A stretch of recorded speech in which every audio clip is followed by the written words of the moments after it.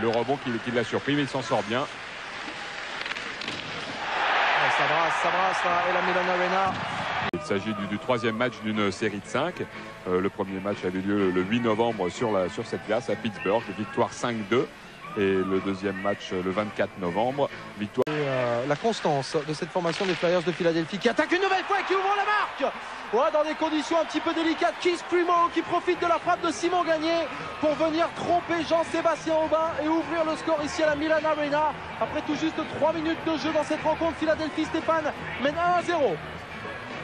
Et sur un bon travail, alors qu'il y a une explication qui continue, là c'est son 21e but, on le voit marqué à 3 minutes 16 par Keith Primeau.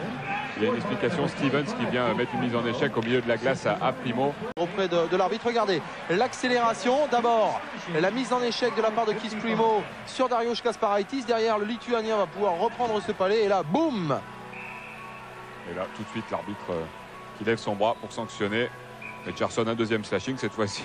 Et une troisième charge de Primeau sur Kasparaitis. Oh là là, Mark Recchi qui prend une boîte énorme. Il faut être solide. Et derrière, c'est Jaromir Jagr. Jaromir Jagr qui s'écroule sur la glace. Il a pris une charge complètement incorrecte. Il va y avoir baston, Stéphane, parce qu'on va venir protéger forcément Jaromir Jagr. C'est Fedoruk. Et là, c'est parti. Oh, il faut pas toucher à Jaromir Jagr. C'était Oliwa qui était arrivé. Et Jagr lui retourne au banc suite à la charge qu'il a pris. Il me semble que c'est une charge de Rick Tocchet au départ. Chacun un joueur, hormis Jagr qui est donc reparti sur le banc. Et il n'en faut pas plus pour... Lanko là, qui est encore avec Yann Moran. Krzysztof Oliwa qui signe ses débuts avec les Penguins de Pittsburgh. Et c'est lui qui était tout de suite venu défendre Jagr. Il est vrai que la première charge de Tocchet était une charge avec les bras levés sur Jagr. Dariusz Kasparaitis qui forcément n'est pas très loin pour venir mettre un petit peu d'ordre dans cette bagarre. Bon, il est clair qu'il a pris une charge énorme le long de la bande avec Fedoruk qui est arrivé la crosse haute au niveau de la gorge. Et là, il va y avoir un peu de ménage. Rick Tocchet est d'ores et déjà en prison. Il y a aussi la présence de Chris McAllister. Alors revoyons cela et regardez comme ça va mal. Boum! Voilà, la première charge, Jagr regarde sur la glace. C'est pas une charge en fait de Tocchet, mais de Fedoruk. Et c'est là que Oliwa fera le tour de la glace directement et va se précipiter sur Fedoruk. Tocchet arrivera par la suite. L'explication, et l'on voit en haut de l'écran Jagr qui repart vers le banc, bien sonné par la charge qu'il a encaissée le long de la balustrade. Et Tocchet, lui, qui vient sur Kasparaitis. Et là, il va bien la prendre. Oh. Il n'a pas les bras vraiment levés. Il le prend sur l'épaule, mais grosse charge. En tout cas, on le voit beaucoup mieux sur cette caméra placée de l'autre côté. Et on est venu rechercher, alors il y a un joueur qui est carrément expulsé en ce qui concerne les Flyers de Philadelphie, Todd Fedoruk. Fedoruk qui a pris, semble-t-il, un bon coup sous son œil droit. Est-ce que Rick Tocchet va y être aussi? Dariusz Kasparaitis récupère un gant qui n'est pas à lui, c'est celui d'Éric Desjardins. Il va falloir faire le tri là. Et encore sous un angle différent. Bon. Qu'est-ce qu'il a mangé là?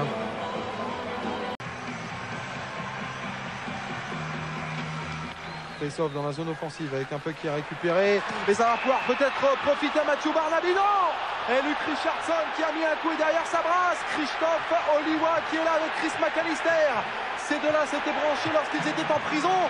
Et on y va. Oh là là, c'est parti de tous les côtés là, Steph. Là, on a décroché le chrono pour le deuxième round. Alors McKinnon est là aussi. Avec Richardson. Il n'y a pas de quoi s'endormir dans cette partie.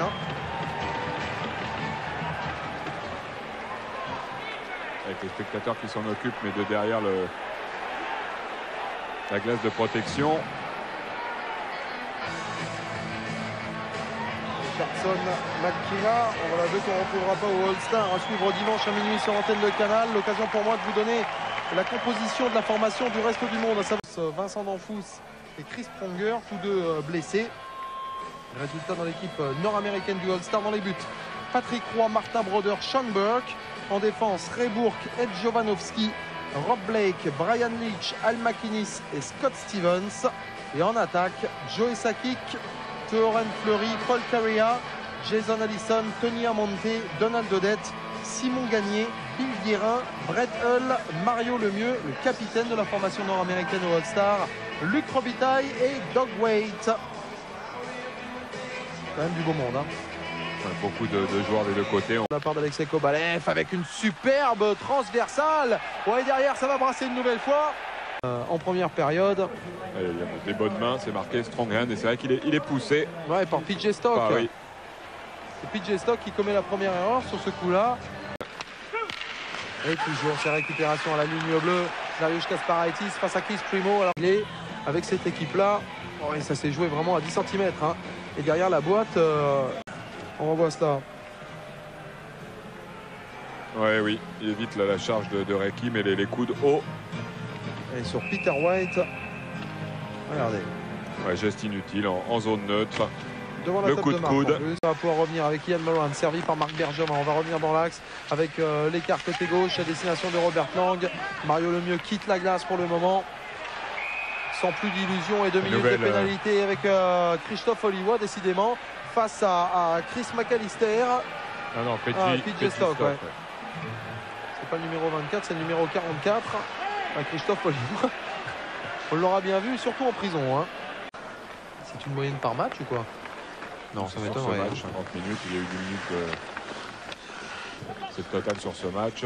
50 minutes dans un match est quand même absolument hallucinant, avec des bagarres comme celle-là qui ont eu lieu. Il y a plusieurs fois 5 minutes de pénalité pour bagarre, dont celle-ci.